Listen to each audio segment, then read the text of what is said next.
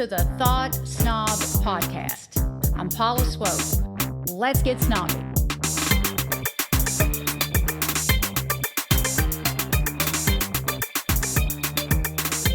Today's episode is about how peace isn't passive, it's practice. And I'm going to explain how you can experience more peace in your life, and living a peaceful life is quite rare, unfortunately. I want you to think for a second about this question. Have you ever met a truly peaceful person? Think about that. I would not be surprised if you said no. Peaceful people are rare. Most people go an entire lifetime and never know what peace actually feels like, and science backs that up. Chronic stress is now considered a baseline state for most adults. According to decades of research about how the mind affects the body, long-term stress keeps the nervous system stuck in survival mode, elevates cortisol, weakens immunity, and increases inflammation. In other words, a lot of people aren't peaceful because their bodies literally don't know how to be. I know how that feels. I used to be those people. And I've talked about that a lot on this podcast, on other people's podcasts, in my book, Thought Snob, and on social media. I mean, in blogs, you name it. I've been very forthcoming about how I used to feel and how I used to operate, and how much of a derailed train I was, okay? So, am I 100% peaceful now? Well, no. I mean, I live in the real world and I have to deal with a lot of people. But I feel peaceful 90% of the time, maybe even 95% of the time. And that's a huge achievement for someone like me who was raised to worry. I mean, to live in fear, to always anticipate the next bad thing. Peace is a relatively new thing for me, really, the past 5 years of my life. And I did a lot to get here. It was not easy for me. Now more than ever, I feel peaceful most of the time, and I don't take that lightly. I don't take it for granted either. Living peacefully has made a massive impact on my health. If I hadn't figured this out, I know I wouldn't feel the way I do today.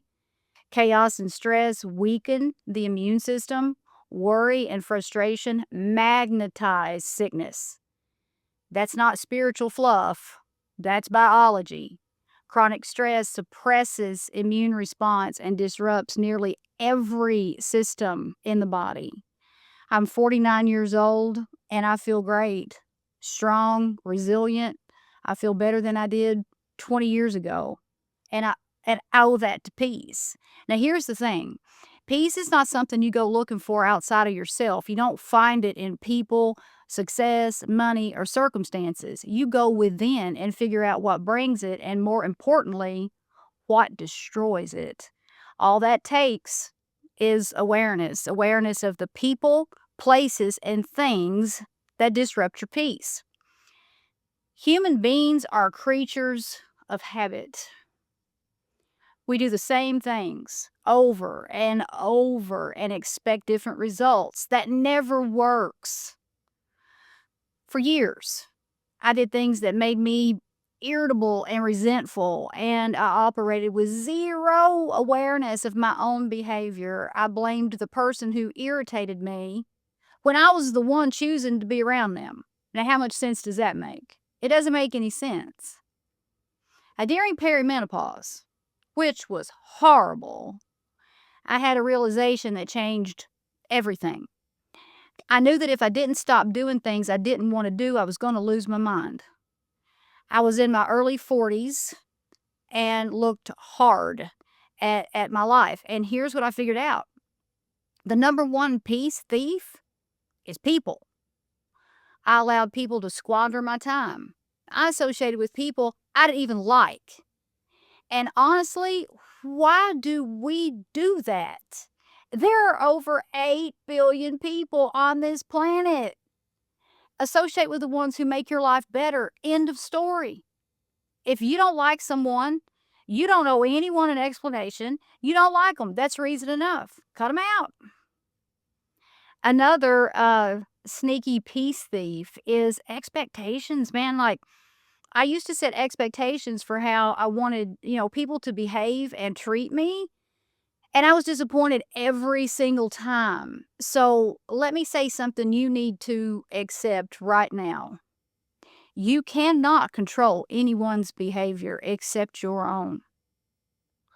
Set expectations for yourself, live up to those, and you'll naturally align with people who mirror that behavior.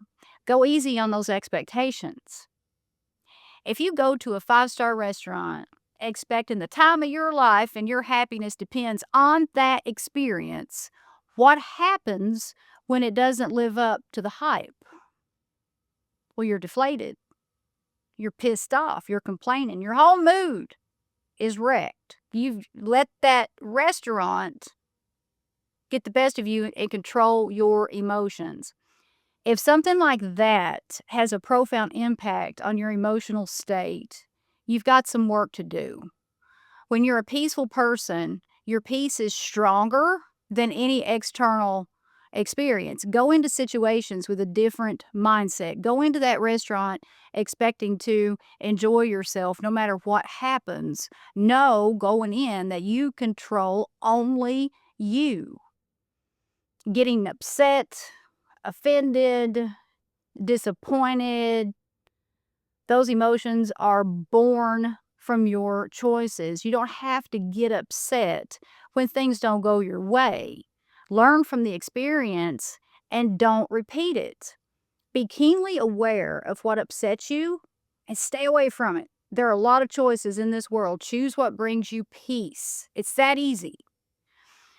So far, let's see. I've given you 3 things to help you create peace. Stay away from people you don't like. Live with awareness. And then the third, stop setting expectations for anyone but yourself. If you want something, be that. The rest falls into place. 2 more things I want to share with you that completely changed my life. Wayne Dyer said, peaceful people live in a peaceful world. Hostile people live in a hostile world. Same world. Choose which world you want to live in, and then say no to everything that doesn't reflect that world. Don't complicate your life. You don't have to do anything. Don't do things just because someone tells you you're supposed to. Do what you want to do. Stop adding any unnecessary stress. And the last thing, and the most important thing, regulate your nervous system daily. You are not your ancestors. You are not living in a world where you have to watch your back for wild animals. You are not meant to live in fight, flight, freeze. You're not. Turn on your parasympathetic nervous system every single day. And the fastest way to do that is your breath. Now, here's a simple technique you can use anytime, anywhere. You want to place one hand on your belly and the other hand on your chest. And all the breathing is done through your nose. You're going to inhale through your nose. And when you take that deep inhale through your nose, you want to breathe deep and slow.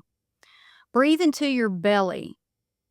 Your belly should expand, like a balloon. And you don't want to feel much movement in your chest at all. So on the inhale, you blow up your belly.